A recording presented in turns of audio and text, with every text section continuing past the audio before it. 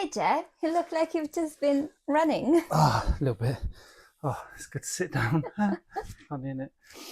That's convenient because we are about to talk a little bit more what else we do apart from running and how that supports our running. Bicep curls. Yeah, just bicep curls, Yeah, bicep shoulders, that's it. yeah, A bro apparently. split. Yeah. All right, let's dig in.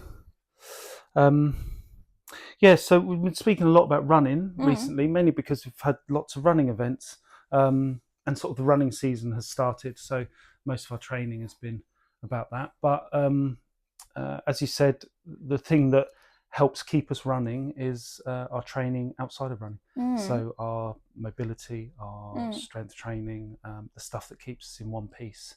Because You, we're not 20 anymore. oh, No, I wish. no, Actually, I don't wish. I'm a much better athlete than I used to be. yeah. And I think, interestingly, I feel like starting running later, like many years after I've been consistently doing strength training, Mm.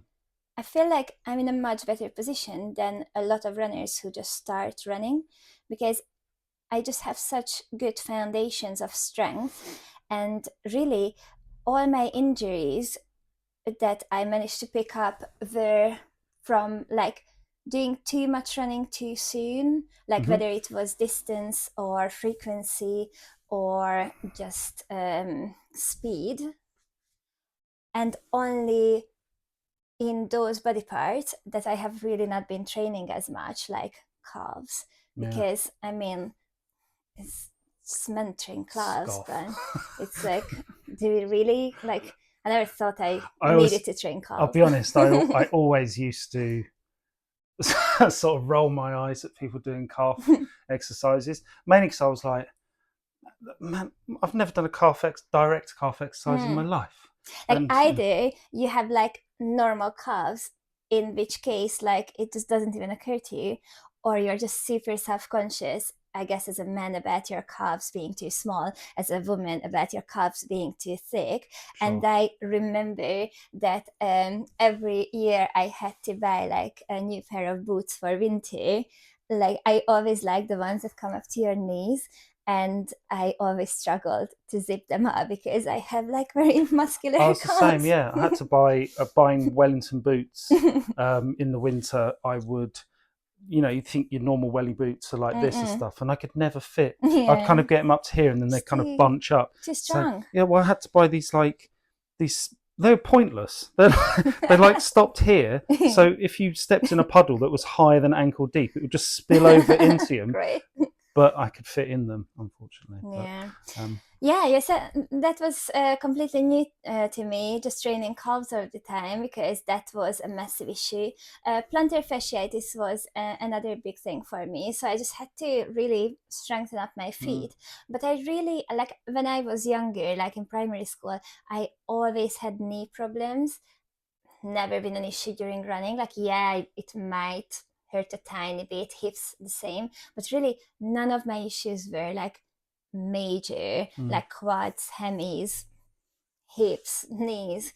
They were all fine. Calves and feet were the ones that I've never really trained, and it really yeah, showed. I think it's kind of the opposite for me, really, and Mm, it probably just comes from playing rugby from a young age. So mm, running was all part of it. mm, It just wasn't um, like, yeah, we'd do running in the in summer training and things like mm, that, but the running portion was like part of the game. The game was mm, the objective. That's why I like sports so much, especially mm, with children, because it's not sort of structured exercise; it's sport. mm, mm, Um, so yeah, so for me, like I honestly, I've never had, touch wood, I've never had like foot, calf, or any like my feet mm, are always bulletproof. mm, Yeah, hips on the other hand, hips and mm, back, not so much, but that's probably due to running with my weight. mm. But um, So let's talk a little bit in more detail about what our training looks like mhm, outside of running. yeah. Well, mine's fresh in my head because I've come straight from the gym. So I've actually started a new block Mm, because the Cambridge Half has just finished. mhm, So it's a fair decent chunk mhm, between our events. So I'm sort of half doing things that I miss, and things to kind of put me back together after all the running, and a little bit of sort of a dash of this wild hybrid event that we're Mm-hmm. doing. But mainly for me, as I said, hips and lower back seem to be the concern at the moment. I'm just like strengthening the hell out of my hips, my core, getting my spine to move, getting lots of rotation in. Mm-hmm. And then I'm able to, because I've got the time, I'm able to kind of sprinkle some things in that I really enjoy as well. Mm-hmm. So working on a bit more overhead things, mainly Mm-hmm. because a lot of these events that we do, like the Athexy, High Mm-hmm. Roxy type stuff, they always end up with an overhead component. Mm-hmm. So as part of that. But they're kind of my main things really, because I've never really had to, with the powerlifting background, I've never had to worry too much about strengthening my legs Mm-hmm. generally. But it's it's sort of hip mobility, hip strength, core strength, spinal Mm-hmm. mobility, and spinal strength kind of comes hand in Mm-hmm. hand with the lifting. They're my sort of goals, my aims at Mm-hmm. the moment. And I split my training because I still do running. I think running is like a fundamental as well. I split my training based off of like my nervous system, I suppose, is like how I undulate it to try Mm-hmm. and suit. Because we all know those sessions we go out and we try and put 100% in, and we've only Mm-hmm. got 50%, and we're Yeah. like, what's going on? But because it's on an app or it's on a piece of paper or a Mm-hmm. spreadsheet, we think we should be able to do it. But Mm-hmm. working with my body a bit more, big compoundy stuff, smaller muscle building things, and then again looking at the mobility and trying to work a lot in different planes of movement. I think that's an important thing. We tend to do a lot of this kind of sagittal and frontal Mm-hmm. plane, and we tend not to get much of this transverse So movement, what this happens rotation. then? We get hurt as soon as our body moves in Yeah, those yeah, directions. exactly. Because I think we might have talked about it before. And the majority of times my clients get injured, it's either due to gardening or just lifting something around the house. Normal It's life. never Yeah, during training. yeah, yeah, exactly. So, and again, sort of looking at clients, like I said, making clients more bulletproof Mm-hmm. is one day they realize after a few months training, they realize, oh, I've been able to do gardening all this year and I Mm-hmm. didn't hurt myself, or I was Yeah. able to get up and get down and kind of get that realization. And that's sometimes the essence of It's our job, is like amazing that to application to real hear. life, isn't it? Yeah, I have those clients who just want to be more bulletproof for Mm, hiking or playing tennis or just playing with their kids. mm, And then when you hear them that they used to constantly hurt their back during something or tweak their shoulder, and now they can't even remember when the last time was when mm. they were in pain And the due to an sad thing is injury. they avoid. Hmm. They go, oh, I used to love gardening. I Um, used to love playing with, I yeah. used to be able to do this. I used to be able to do that. Because they think that's the issue, that causes the pain, but Mm, the injuries happen due to some weakness or undertrained mm, body parts. So if you strengthen that up, you mm. can return to or continue Yeah. enjoying the sports or Oh the no, everyday I'm just getting activities old. that you like. I'm just But getting old. Yeah. oh, it's Yeah. isn't there a saying that like just no, there isn't. I There's don't no think so. I'm just making something Make up one. in Do my one now. mind. But Make it up. It's that like yours. Yeah.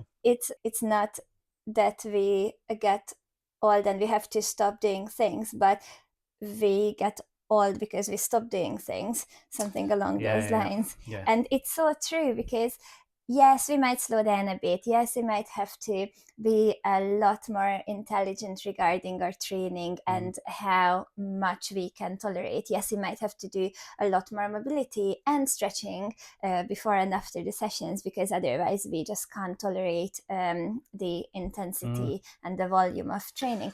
But we can still do the things that we like, mm. and those can keep us young because we keep moving. This is the importance of doing things we Mm, like when it comes to exercise. mm-hmm, Do the things you like, and then what you like stays as the core mm-hmm, principle, and then how you approach it and how you get towards mm-hmm, your goal changes as we age and stuff. So yeah, the things, I just love lifting heavy weights, mm-hmm, but how I approach it is very different now. mm-hmm, When I was 20, it was just bull in a china mm-hmm, shop. It was turn up the music loud and just mm-hmm, sort of like, sniff smelling mm-hmm, salts and off you go.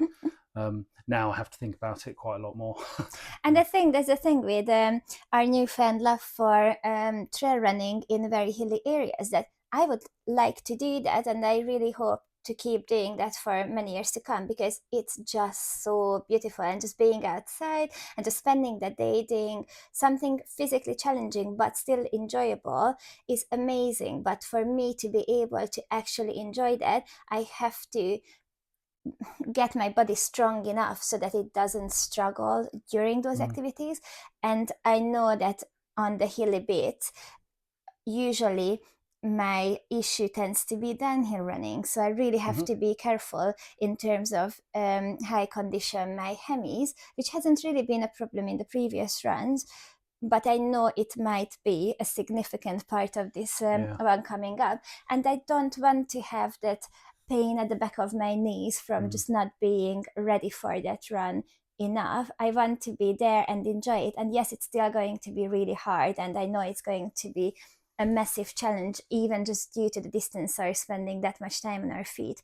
But knowing that I can do as much as possible prior to getting mm, there to keep my body in good shape, it just gives me so much more confidence, even signing up for something like this that I couldn't have imagined years ago when going out for a hike always finished with me hobbling down the mm. hill because my knees were buckling in. So uh, what are you doing sort of right now? What does your sort of current block look like of Mm. your training, to be a bit more specific with your exercising? So currently, and I would say this block for me has started pretty much after the marathon training Hmm.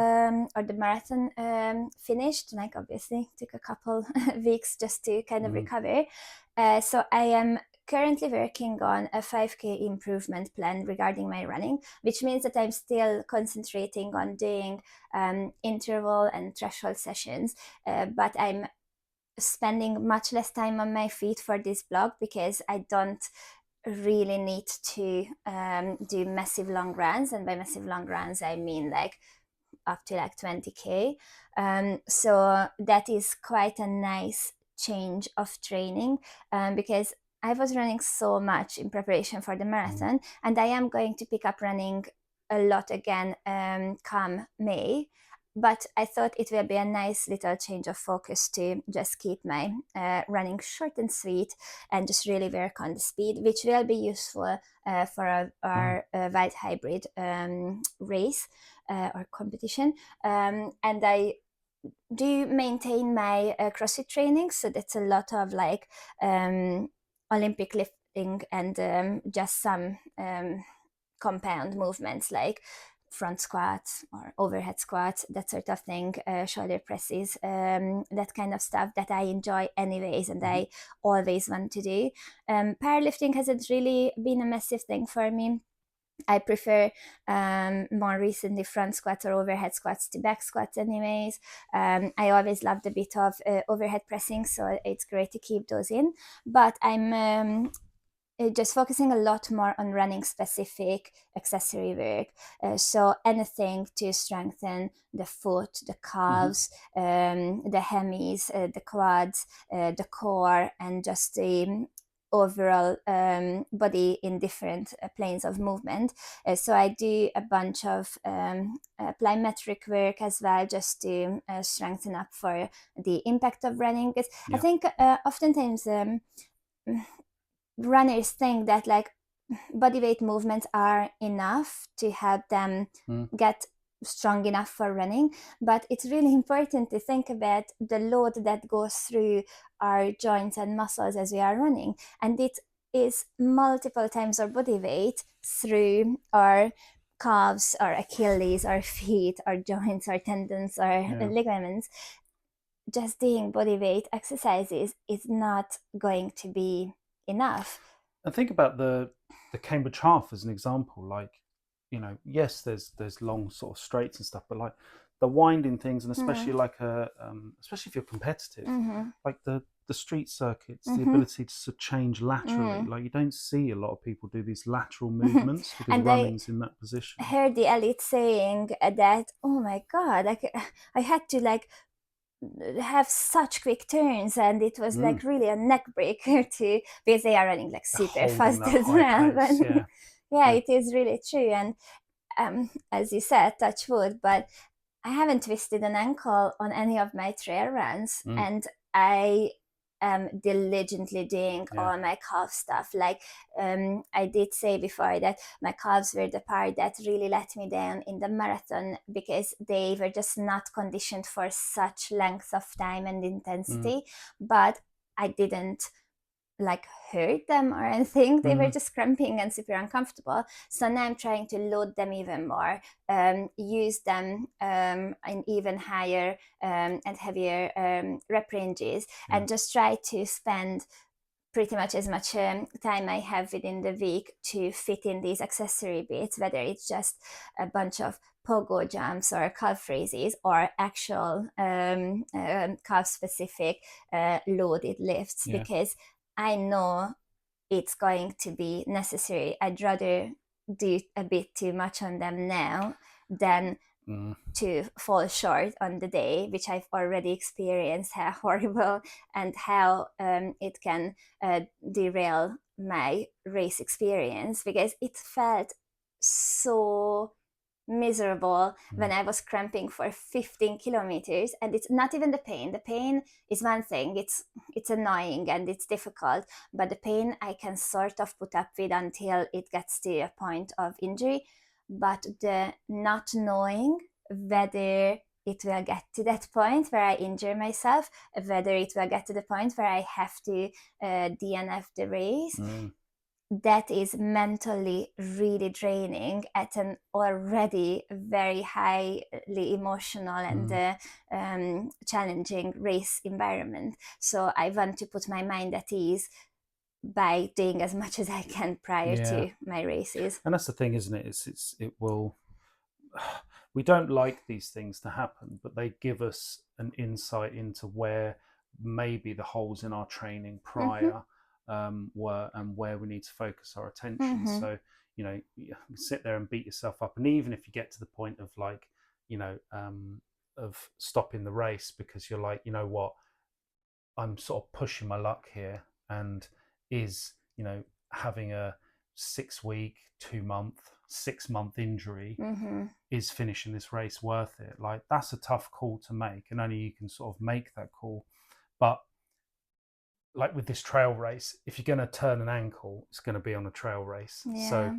as you said, you're better off doing much, much more than maybe necessary Mm. to bulletproof yourself. Because I mean, as we come down, once we've met the crest of the Brecon Beacons, that downward part, that was, you had a million opportunities to twist an ankle. That was really sort of And quite I technical think we as you went have to down. do 3 times that much in our next one, because obviously Yeah. it's a longer race and more Mm. undulating with the Yeah. territory. So yeah, like But it. this is why I love competition of any sort, like whether it's a powerlifting competition, whether it's a trail race, whether it's a street circuit, like an athletics or whatever, is that like it gives your training such direction Mm-hmm, and purpose. Because it's like, I remember at the start line of the Cambridge Half, my one of my clients was there, and he was talking about his training in general, which I'm obviously programming for him, and he was saying, "Oh, I just noticed that my bench has gone down so much," mm-hmm, and my comment was like, "Well, your bench press is irrelevant for this Cambridge mm-hmm, Half, so don't worry about it. mm-hmm, Like, we'll pick it up mm-hmm, afterwards." And it is, and it's like we all enjoy certain movements. mm-hmm. Like, I massively enjoy, big heavy squats and big heavy deadlifts, but like, I'm not deadlifting or squatting that heavy. I'm doing enough. I'm Yeah. doing enough for what I need to do, because the main goal I have is to enjoy what my body can do. And I enjoy doing trail races. I Mm-hmm, enjoy doing road races. I enjoy doing these high roxes and athletics, and just a part of it's challenging my body, but a part of it is I just enjoy mm-hmm, competing. And booking yourself in for a competition or a race or something, it can really breathe life into your mm. training, and And give you it's direction. normal for it to change your focus, even if it's just temporary, because Mm. as I mentioned as well, like I was doing all that running and I really didn't focus on much else. But now I had pretty much a 180, and I'm focusing on completely different style of running, not so much endurance, more speed work, and then trying to build up to those exercises that we are going to have to do in the wild hybrid competition. And that's absolutely fine. And then when that's over, then the focus changes again to something else. And I think that's the beauty of just understanding how they can all support each other, because neither of us have stopped lifting while we were training for the marathon, and the lifting will remain as a major part of our training in preparation for the ultra as well. It's just that we are not going to try to go for a 1 rep max on all the big lifts all the time, because it's not relevant, but we still have to keep loading those movements if we want to progress. It's not like that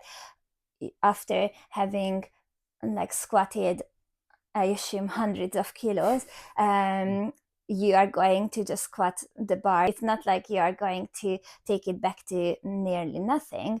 It's just that it's just not gonna be pushed for progression, but it can be fairly well maintained, or just with a slight drop. Like, it doesn't have to be super weak. Well, my volume drops a fair bit in my compound lifts, mainly because I'm getting loads of volume in the running and things like this, so I need to manage it. And I will say, and this is really important, for the heavyweight runners, or maybe super heavyweight runners, your strength training is so much more important. It's all of these running plans, all of these things that you'll look up online, all the things like the watches, the Stravas, all these things, they're tailored to runners, running builds, your 70 kilos, your, dare I say, even 80 kilos. But as soon as you start pushing in the realms of that high 80 kilos, 90 kilos, and dare I say 120 kilos, you are going to fall apart. You are going to fall apart. You're not going to be able to run these sorts of volumes and stuff that are on these training plans. I know this from experience. I've gritted my teeth through a lot of this training. And as I got closer to these, 6 weeks out from a run, just because of the volume increasing, I didn't have the time in the training, and your body will fall apart like that. So if you are heavier, if you are, let's say 90 kilos plus, you need to manage that volume properly and to get more strength training to keep yourself in one piece. That's where it needs to be really clever, because obviously with the running ramping up, you become very time poor. So you will start to maybe skip your warm-ups or your mobility, because then you can fit in the run thinking that the actual running is more important than the stuff around it. Or you might start to skip the gym sessions because you're quite tired and sore, and the running seems to be more important. But it has to be a good balance, and it has to be exercises that you can still do. And oftentimes just reducing the absolute load that you are using, but maybe changing your focus to unilateral loading, where your CNS isn't as stressed out because you are not lifting 100 kilos. You might just be lifting 40 kilos, but all that load still goes through the muscles that you need to be working, is going to be much easier to recover from than to keep trying to do the big, massively stressful compound lifts with heavy weights, risking injuries and just too much fatigue building up. And let's be honest, like, if you can't hit the numbers that you used to be able to hit, it does feel quite shitty as well. That's what will make you feel weaker. It's not that you're necessarily losing muscle, it's just that you are not able to recover as well, so your training quality drops, and then you go into the gym and you can't hit the numbers that you used to be able to hit. That can make you feel like, well, I'm getting weaker, and that makes you unmotivated, and then you're saying that, like, well, and what's the point of doing that? But that's when we have to be clever. That's when we have to change our focus and just work on what we need to work on, rather than just accept that, like, yeah, I'm just gonna be weak. No, you can be still super strong on different movements, and you probably should be, but maybe give your body a chance to recover between your hard sessions and just all that volume, and you'll be doing well. Great. I think this is why, like, I understand why this hybrid training, which is kind Mm. of, I'd say, newish in when it comes to, well, it's been Well, renamed. it used to Yeah, be called concurrent yeah, training, yeah, and sure, yeah, now we call it yes, hybrid hybrid. training. But like, I totally get why it's popular. I really totally do get why it's popular. Like, who doesn't want to be fit Mm. and strong at the same time? Um, but it also shows how difficult it is Mm. to get those two sort of training modalities to come Mm-hmm. together, and it does take some skill and some experience, but it also takes a lot of you to say, I can do this, I can't do this, Mm-hmm. and sort of pick it up where you can. Um, it's a lot of reflection. So it's like lots of things. Like, strength training's just maths. Mm. Like, it's just maths and spreadsheet. It Mm. can be, as long as you can manage things outside of the gym. Yeah, it's, you can project numbers, Mm-hmm. weeks away potentially. Um, I enjoy programming Mm. for people who want to do some running and strength training stuff.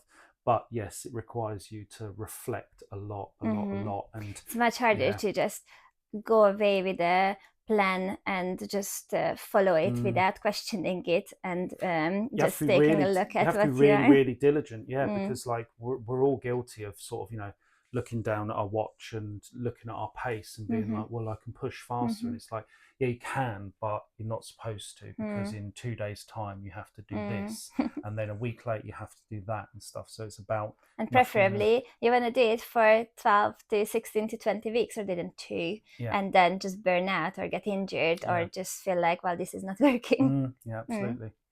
On a slightly different note, I also wanted to just credit all the running that I've been doing in terms of my fitness improving in the gym, because I have realized, mostly in my CrossFit training, because usually how the workouts are put together is we start with a big Olympic lift, and then we do some more compound work around that, but then we finish with the WOD, which is usually a high intensity Hmm. workout with various exercises.